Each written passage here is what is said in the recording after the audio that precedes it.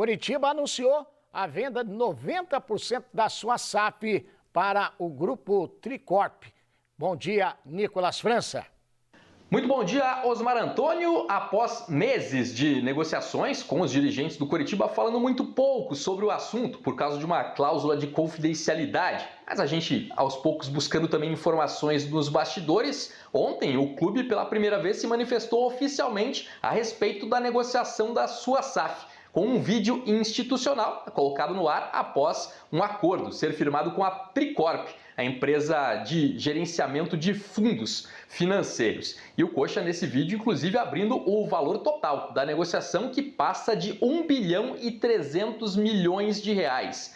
Essa é a ideia de investimento da Tricorp ao longo de 10 anos, caso 3 passos sejam cumpridos nos próximos dias para oficializar de vez a venda da SAF. O primeiro deles, na noite de hoje, uma reunião do Conselho Deliberativo do Curitiba que será consultado para dar ok à operação. Na sequência, a Justiça do Trabalho também será consultada porque o Curitiba tem vigente um acordo de recuperação judicial com vários credores. E por fim, será convocada uma assembleia de sócios e a votação dela vai determinar se o clube fecha ou não, então, oficializa ou não esse acordo com a Tricorp, cedendo 90% das ações da sua SAF. Internamente, dirigentes do Curitiba não acreditam que algum desses 3 passos não dê certo, que o Conselho vá aprovar, também a Justiça do Trabalho e, na sequência, a Assembleia de Sócios. Desse valor, 1 bilhão 300 milhões de reais que serão investidos ao longo de 10 anos,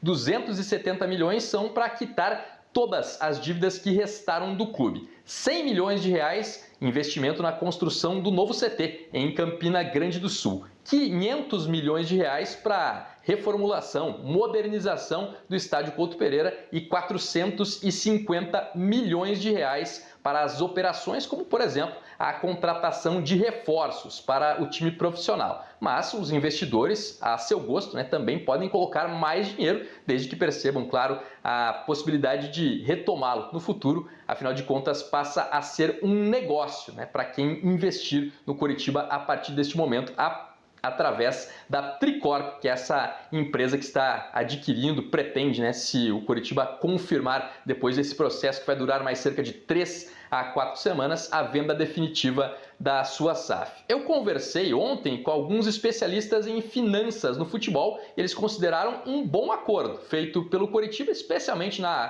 comparação com o Cruzeiro, Vasco, Botafogo, que fecharam vendas menores no ano passado e eram clubes que estavam mais no desespero. O diferencial do Curitiba foi ter feito o acordo de recuperação judicial e ter as dívidas equacionadas. Neste momento é uma segurança a mais para os investidores.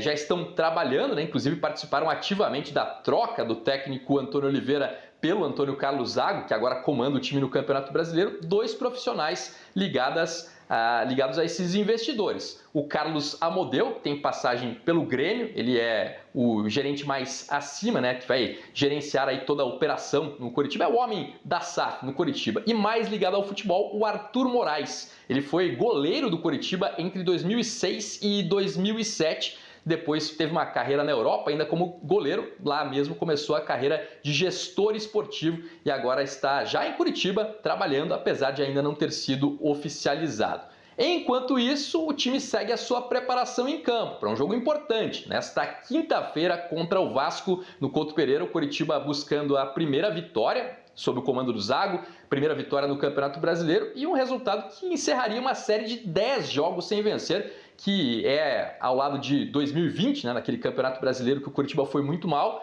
a maior até agora da história do clube. Ou seja, se não vencer o Vasco na quinta, chega a 11 partidas sem vencer e atingiria uma marca negativa histórica. O Antônio Carlos Zago espera o retorno do zagueiro chileno Kusevich. Ele que com problema muscular não pôde enfrentar o Bahia, foi substituído pelo Henrique e é considerado um titular absoluto, mas até pelo tempo curto entre uma partida e outra, é bem difícil contar com a recuperação desse jogador. O Zago também disse já que pode mexer na equipe, porque não ficou nada satisfeito com o que viu na derrota por 3 a 1 para o Bahia. Osmar. Tá certo, obrigado, Nicolas França.